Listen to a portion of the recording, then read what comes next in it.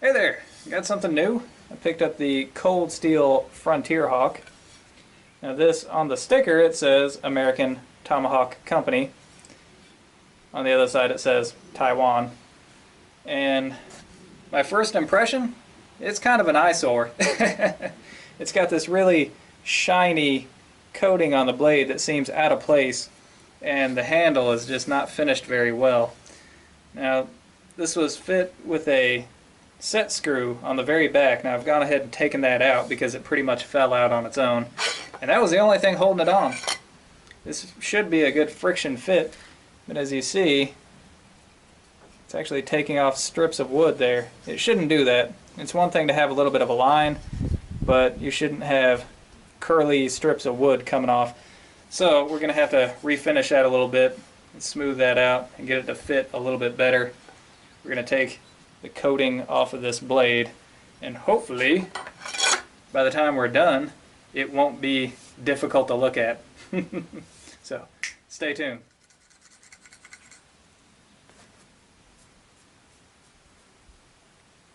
Alright, I finally got the sticker off. Had to scrape it with my knife. Now most people will use a type of paint stripper to get the finish off of this blade. I don't have any of that, so I'm going to try vinegar. But the first thing I want to do is take some sandpaper and just kind of go over and try to loosen it up a little bit and get that top coat off, that shiny bit, and hopefully that'll help the vinegar soak down in there and actually break that finish off. Alright, this is just 180 grit sandpaper, and it looks like this finish is coming off a lot easier than I thought it would. So I think if I can just break this top coat, then it should be pretty easy for the vinegar to actually strip all of this within a day or two.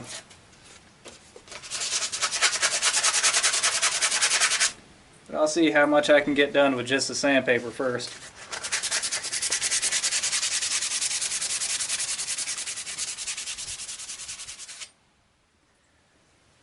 Alright, I've sanded on this for a few minutes now, and as you see I've got some bare metal showing through. So it probably wouldn't take too long if I really set my mind to it to actually just sand all of this off. But I'm going to work smarter and not harder and let the vinegar do the job for me. So while I'm soaking this in a tub of vinegar for a day or two, I'm going to go ahead and start working on the handle. Alright, you see where the head has actually stripped some of the wood off the handle right here. We're going to smooth that out a little bit and make more of a tighter friction fit. We're also going to sand this handle down because it's pretty rough right now and it's got some type of finish on it, but I'm not sure what it is. It's not much of one. And whenever we get done with that, I'll give it a little coat of stain and then maybe seal it with something, but I'm not sure exactly yet. First things first, we got to take care of this and get some of this sanded down.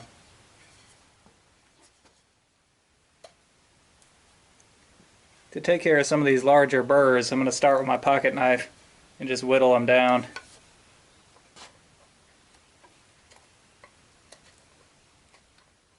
Now, the next thing I'm using is a wood rasp.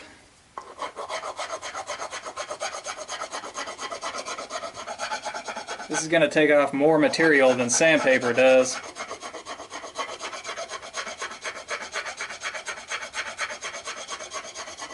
After we get the shape roughed out with this, then we'll move on to the sandpaper.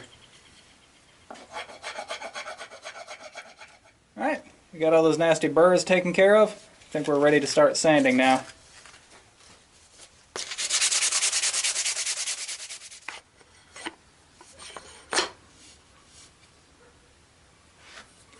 It looks like the end of this handle is really kind of sort of bulbous here, and that's why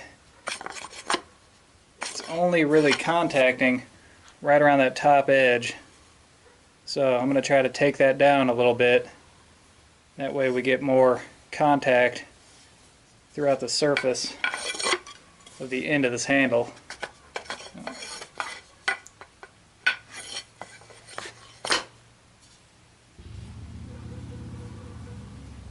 So otherwise it's just going to keep on eating up right there. and it's never really going to fit all that tight. Yeah, quit using sandpaper for the moment, just so I could take a little bit more wood off. What I'm doing is I'm just scraping with my knife at about a 90-degree angle.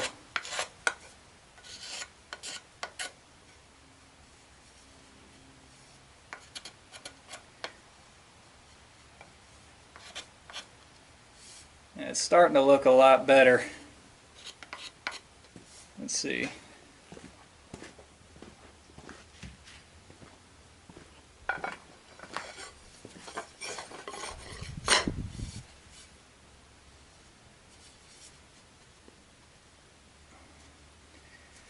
Yeah, it's definitely holding on there better.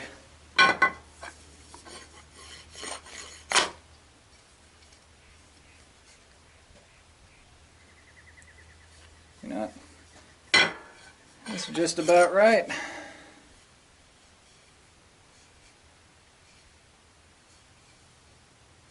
So I'm looking at where it's contacting here. It's leaving a mark. I want there to be an even mark all the way around, if it leaves a mark at all. But it looks like it's fitting a whole lot better now. Alright, I've sanded this down about as much as I want to sand it. Now it's time to stain it. I gotta see if I have any stain. Alright, I actually did find some wood stain here. I've got some Minwax red mahogany. So, I'm going to see how well this stuff looks. Alright.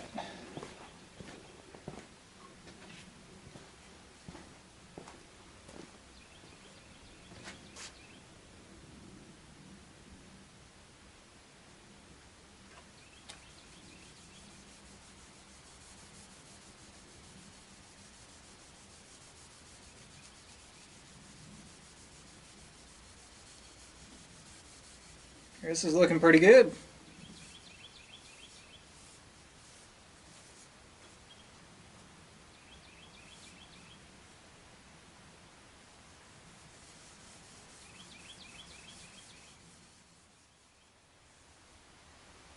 All right.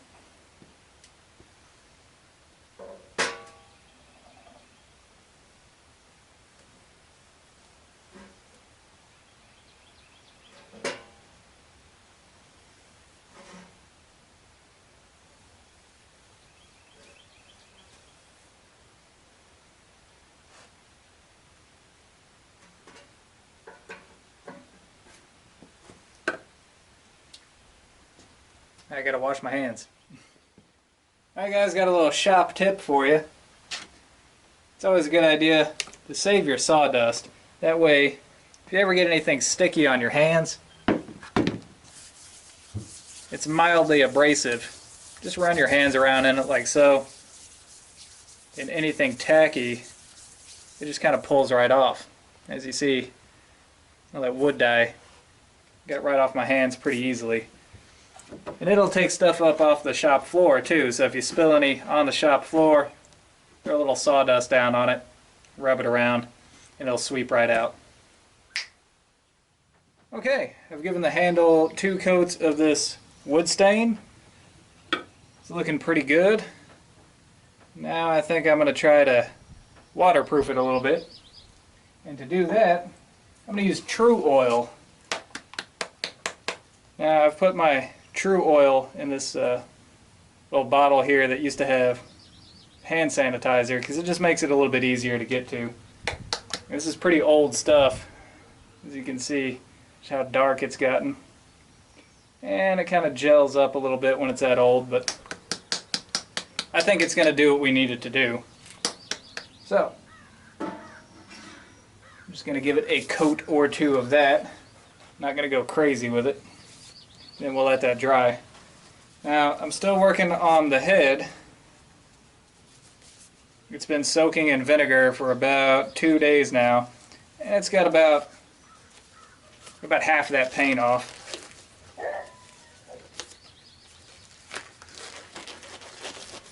Vinegar is pretty mild stuff, so it's going to take it a while. I imagine another day or two and it should be ready. Just every day I've been taking it out of the vinegar and hitting it with a wire brush just to get off whatever I can get off.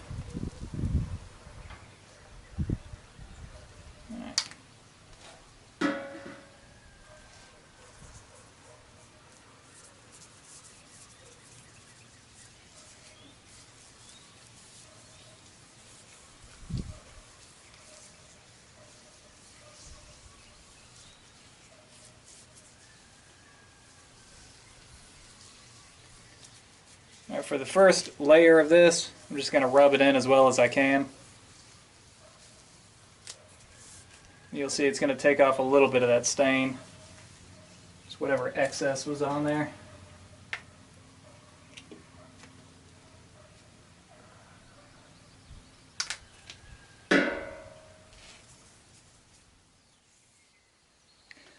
Alright, so our tomahawk head is now stripped.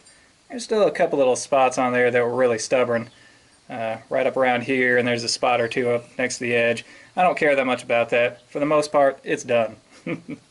Now it's set in our vinegar solution, which was just apple cider vinegar, for about 5 days. And every day I would pull it out and hit it with a wire brush to get off what little bit I could, and then I'd soak it in there for another day, rinse and repeat. For the really stubborn stuff, I found right next to the edge was the most stubborn area. I found some really coarse steel wool, and just kind of grinding it around on there worked the best to get that off. Alright, so that is pretty much done. What we're going to do is on the inside of this upper ring here, we're just going to break that edge because it's kind of sharp. So I'm just going to take a rounded file and just break that edge. That way I won't dig into the top of the handle. Some people also bevel the bottom edge, but you don't have to do that because it's not really making a whole lot of contact. Okay, so I've loosely fit the head onto the handle here. We can see about what our finished product is going to look like. Now is the time to make the decision if we want to change anything before we do the finishing touches. So far I really like this, so I think what I'm going to do is on the head here, we're going to force a patina on this. That'll keep it from rusting too bad, because remember this is carbon steel, it will rust. And the patina is just basically sort of a decorative oxidation that's going to keep it from rusting too bad and getting that nasty red rust on there that's going to cause a whole lot of pitting. And then we'll work on the edge. As far as the handle goes, I'm just going to clean this up a little bit. I'm going to take some really fine steel wool and go over it to kind of smooth out that first layer of true oil that we put on here. Then I'm going to do one more layer of that on here and let it dry. To force a patina, we're going to use ketchup. This doesn't have to be perfect. There we go. I'm just going to smear it around. Just get the whole thing coated.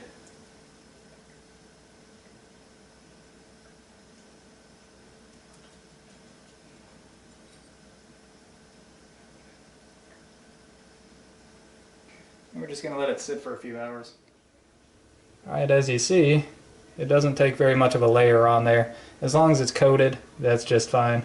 Now over time, as this does its magic, all that ketchup is going to turn really dark. Some of it will actually turn black. That lets you know that it's doing its thing.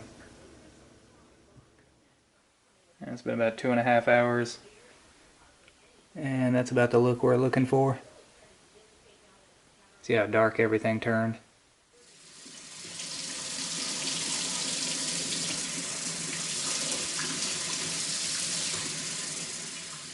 Alright, so this is how it turned out.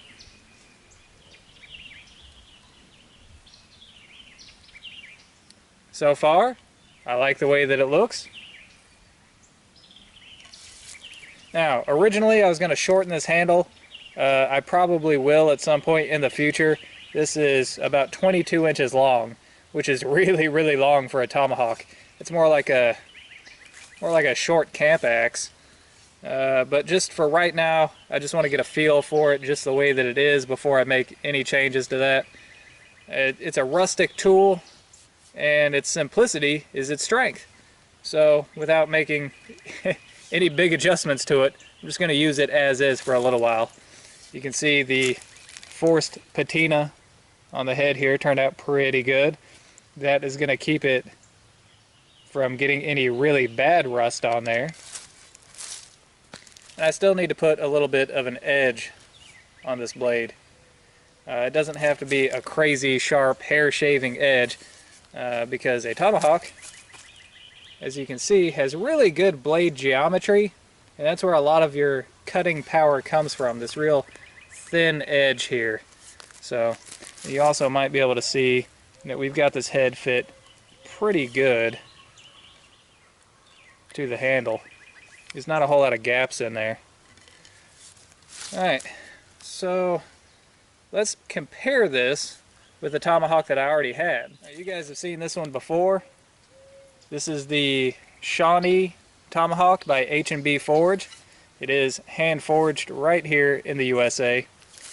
You can see it is a little bit more rustic and more robust than the cold steel. Now, the style is very similar. You might be able to tell the handle is significantly longer on the cold steel. The head is larger and more robust on the H&B. This is a little bit lighter. It's a little bit heavier. As far as the steel goes, I actually think that the Shawnee here is made from two different steels. I think the back end is a different steel than the actual blade portion, and I think they forge weld that together. So you got a little bit harder edge and a little bit softer body here, whereas the cold steel is just drop forged out of one solid piece. I believe it is 1055 mid-carbon steel. Most people don't want a really insanely hard edge on their tomahawk, just because it's a rough use tool. If you hit something hard with it, you want the edge to roll rather than crack. So it also makes it easier to sharpen up really quickly in the field. Alright, so let's give this thing a workout. See what we can do with it.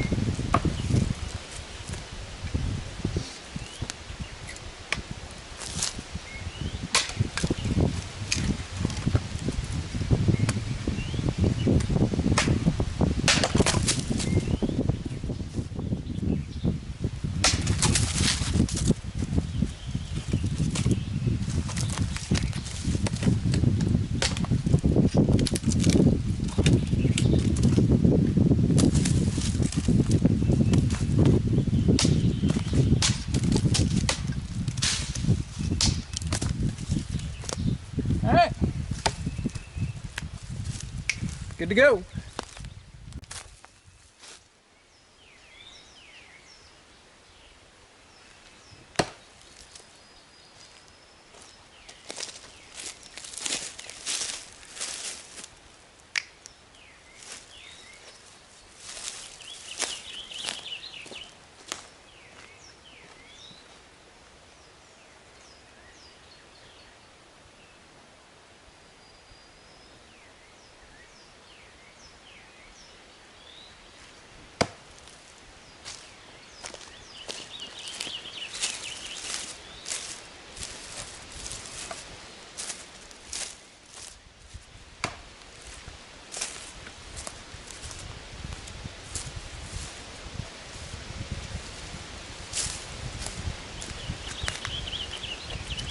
pretty good to me.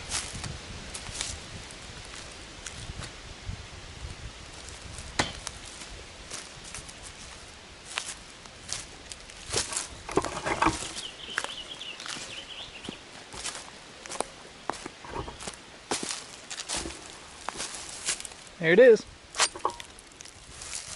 Alright, that has been the Cold Steel Frontier Hawk. A very classic design, and with a little bit of elbow grease, a very classy tool. Overall, so far, I really like it. You're going to be seeing this kind of in the background of many other videos to come. So anyways, guys, until next time, thumbs up.